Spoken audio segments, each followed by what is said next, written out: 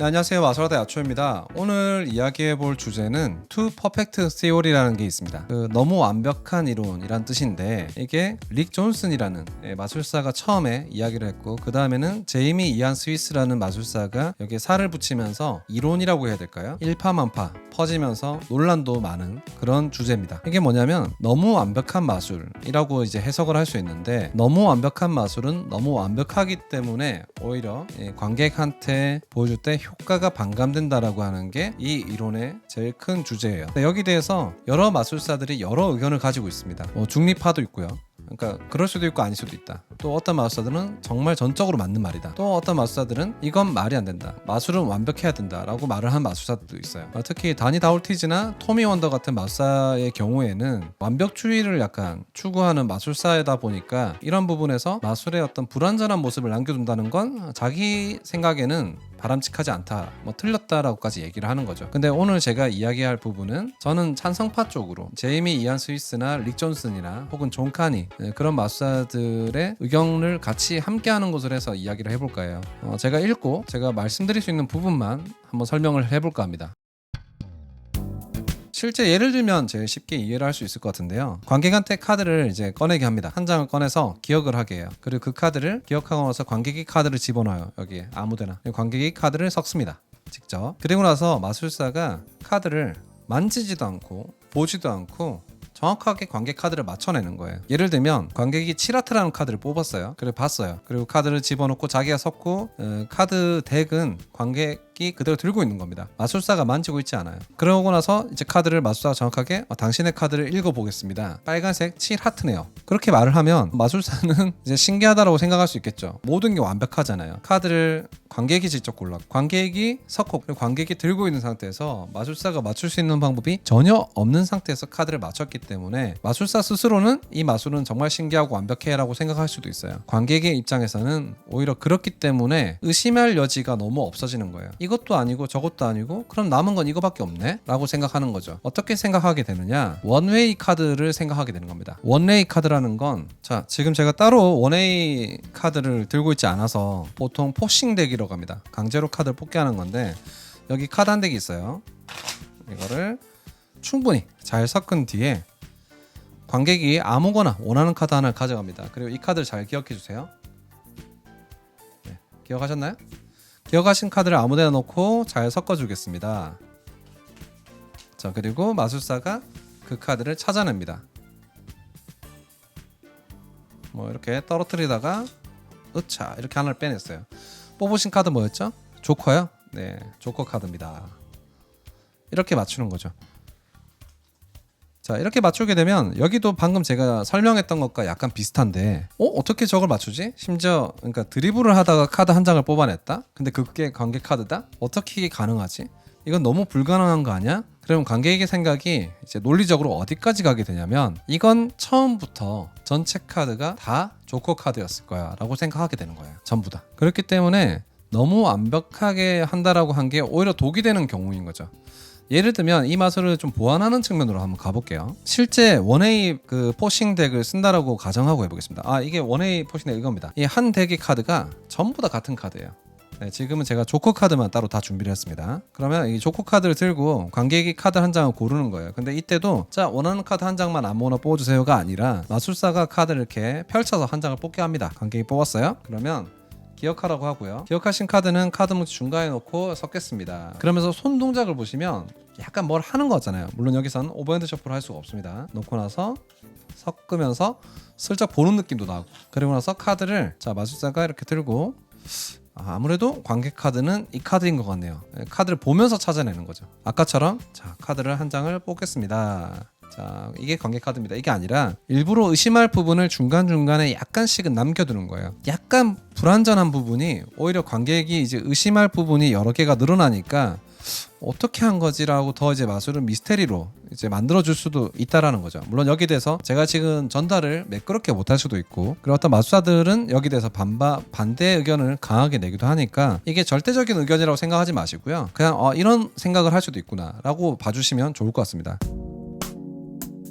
너무 이제 강박적으로 완벽해야 된다라고 생각하고 마술을 하기보다는 약간은 느슨한 부분이 있는 게 오히려 관객의 입장에서는 더 마술을 파악하는데 더 어려움을 겪을 수 있다라는 거죠. 뭐 다른 예를 잠깐 들어볼 건데, 카드를 이렇게 보여주고 뭐 7 다이아몬드 카드예요. 그 앰비셔스 카드 마술이라고 해서 위로 올라오는 연출 있잖아요. 이걸 이제 보여줍니다. 그리고 거기에 더 큰 효과를 내기 위해서 사인을 하고 중간에 집어넣고 이렇게 넣어서 뭐 신호를 주면 또 7 다이아몬드 카드가 사인 카드가 올라왔습니다. 한 번 더 해볼까요? 라고 하는데, 이 지금 동작을 보시면 카드를 조금 섞거나 그리고 어떤 카드를 뒤집거나 그러면서 약간 현란하게 어떤 손짓이 들어가죠. 근데 이런 걸 안 하고 아예 이렇게 해버리는 거죠. 자, 관객 카드를 보여주고 사인된 카드예요. 그리고 사인된 카드를 관객이 직접 집어넣어요. 중간에 천천히 밀어넣습니다. 완전히. 그리고 나서 신호를 주면 위로 올라온다 라고 하면 이건 현상적으로 봤을 때는 완벽합니다. 의심 가는 부분이 전혀 없는 거예요. 왜냐하면 정확하게 중간에 넣었기 때문에. 여기는 4 다이아몬드 카드를 관객이 보고 중간에 집어넣었어요. 몇 번 앰비셔스 효과를 한 뒤입니다. 완전히 넣고 마술 신호를 주면 4 다이아몬드가 위로 올라옵니다. 이렇게 돼버리면 관객은 어떻게 생각할까요? 4 다이아몬드가 한 장이 아니라 여러 장이구나 라고 생각을 해버리는 거예요. 오히려 마술사는 더 완벽하게 보이려고 천천히 이렇게 카드를 직접 확인까지 해가면서 보여줬지만, 그 동작으로 인해서 오히려 마술이 너무 완벽하니까 관객이 의심할 건 딱 하나밖에 없는 거죠. 카드가 2장, 3장이 더 있구나. 그래서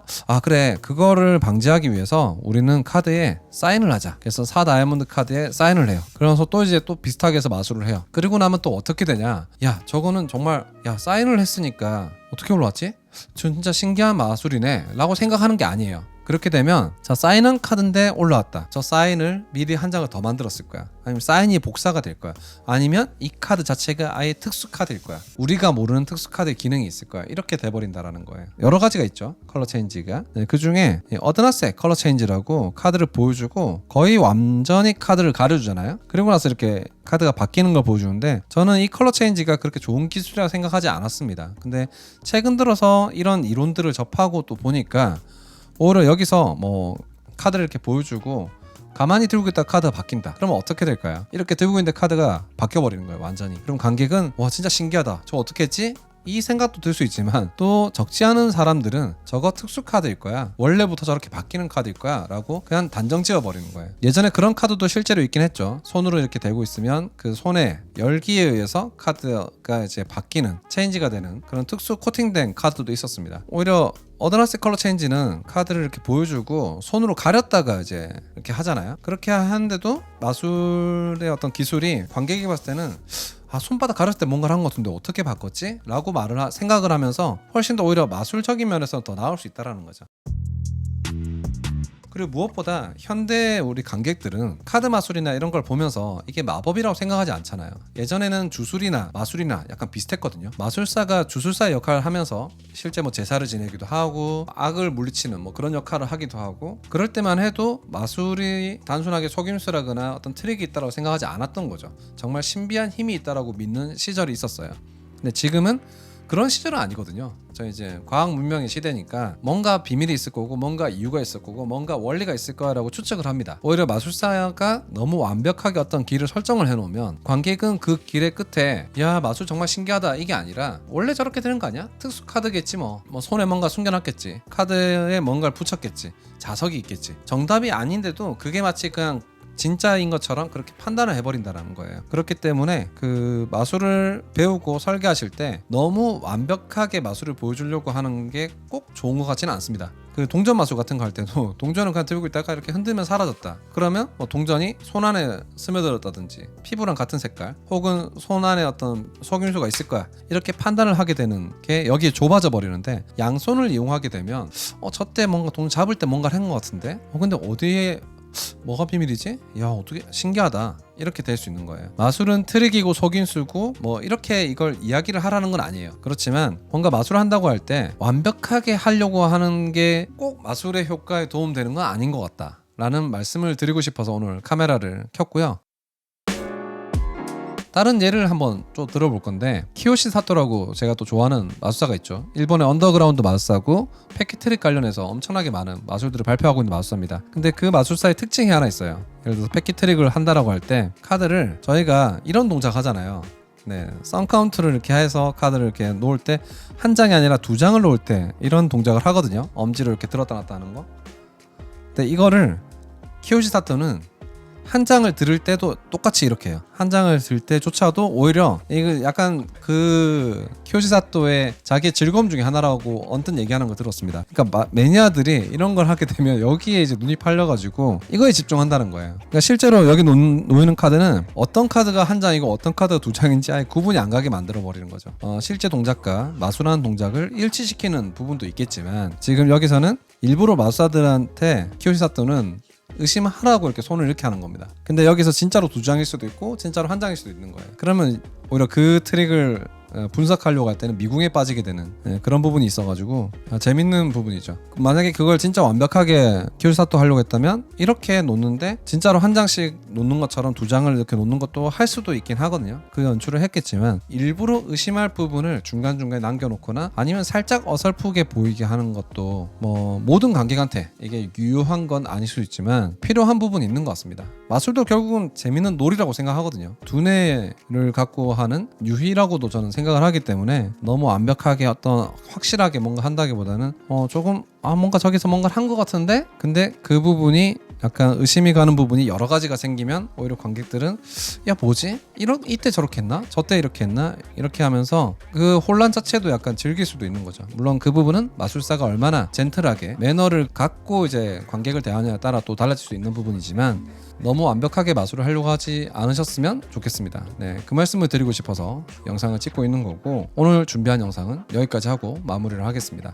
다음번에는 이 투 퍼펙트 티오리가 이제 마술사마다 여러 가지 의견을 낸 게 있어요. 그 자료도 제가 텍스트도 구해서 이제 번역을 해둔 상태라 그걸 다 읽고 한 번 더 준비를 한 뒤에 또 한 번 더 영상을 촬영하겠습니다. 네, 긴 영상 시청해 주셔서 감사드립니다.